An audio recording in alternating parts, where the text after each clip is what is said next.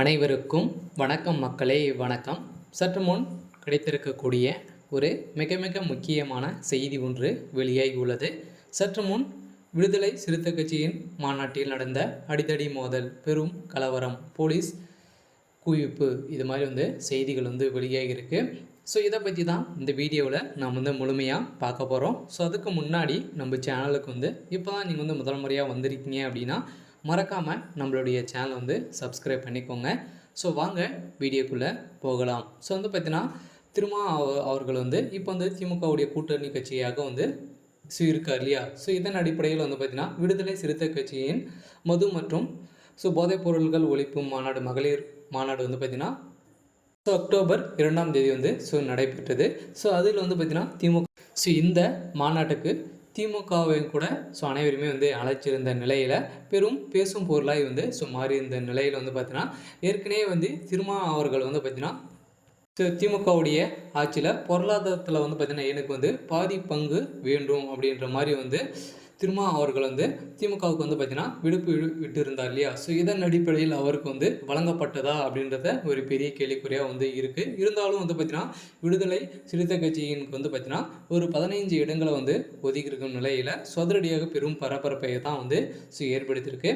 So ஏற்கனவே பார்த்திங்கன்னா திமுகவிலிருந்து நிறைய கட்சிகள் விலகுவார்கள் அப்படின்ற மாதிரி KN நேரு அவர்களும் பேசி வருகின்ற நிலையில் சொதரடியாக மீண்டும் பார்த்திங்கன்னா விடுதலை சிறுத்தை கட்சியின் தலைவர் திருமா அவர்கள் பார்த்தீங்கன்னா அதிரடியான ஒரு மாநாட்டை நடத்தி அதிலும் பார்த்தீங்கன்னா திமுக பார்த்தீங்கன்னா அதில் ரவுடிகளை அனுப்பி பெரும் கலவரங்கள் செஞ்சிய சம்பவம் பார்த்தீங்கன்னா அவருக்கு தெரிய வந்த நிலையில் அதிரடியாக பார்த்தீங்கன்னா திமுகவிலிருந்து விலகுவதாக அறிவிப்பு வெளியிட்டு இருக்காது. ஸோ இதன் அடிப்படையில் தான் வரும் சட்டமன்ற தேர்தலுக்கு முன் மதுக்கடைகளை மூடினால் மட்டும் திமுக ஆட்சிக்கு வரும் அப்படின்ற மாதிரி பார்த்தீங்கன்னா திமுகவை பாராட்டி தான் பேசி வருகின்ற நிலையில் அதிரடியாக பார்த்தீங்கன்னா அண்ணா மதுவிலக்கிலிருந்து ஏற்கனவே கலைஞர் காலத்தில் தான் பார்த்தீங்கன்னா மதுவிலக்கு சமலுக்கு வந்தது.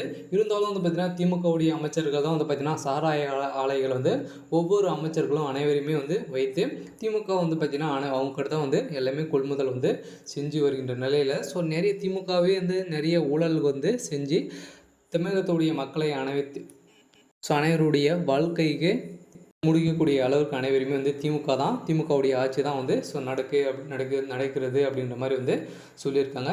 இருந்தாலும் பார்த்திங்கன்னா இந்த மாநாட்டில் நடந்த பெரும் அடிதடி மோதலால் பார்த்திங்கன்னா திமுகவை சேர்ந்த ரவுடிகள் நிர்வாகிகளும் அதிரடியாக கைது செய்யப்பட்ட சம்பவம் பெரும் பரபரப்பை ஏற்படுத்தியிருக்கு. இருந்தாலும் திருமா அவர்கள் கைது செய்யப்படுவாரா அப்படின்றத ஒரு பெரிய கேள்விக்குரியதாக இருக்குது. இருந்தாலும் இந்த மாநாட்டில் நடந்த பெரிய மாற்றத்தால் திமுகவுடைய கட்சி பார்த்திங்கன்னா இரண்டாக உடையதுக்கான அனைத்து அறிகுறிகளும் நடந்திருக்கு. இருந்தாலும் என்ன நடக்க போகுது அப்படின்றத நாம் வெயிட் பண்ணி பார்க்கலாம். இது மாதிரி அரசியல் சார்ந்த நிகழ்வுகளை தெரிஞ்சுக்கணும் அப்படின்னா மறக்காமல் நம்மளுடைய சேனலை சப்ஸ்கிரைப் பண்ணிக்கோங்க. தேங்க்யூ.